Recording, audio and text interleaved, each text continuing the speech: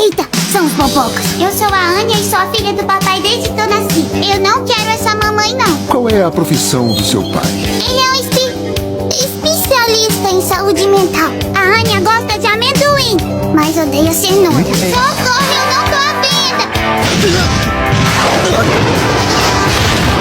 Gato preto não dá azar, é superstição. Papi, O que é que foi? a Anya pisou no cocô. Amendoim! Só estiquei o braço, ele que veio na minha mão. Mentirosa! Endereço? É onde você mora. Eu moro aqui. A Anya queria tanto uma mamãe, um espião, uma assassina. Isso é legal demais. O mundo tá acabando. Vamos supor que você veja um amiguinho seu fazendo alguma coisa muito feia. O que você faz? Caio em cima dele, aí encho a cara dele de porrada e só deixo os restos. Me desculpa. Foi porque eu pisei no cocô. Passou.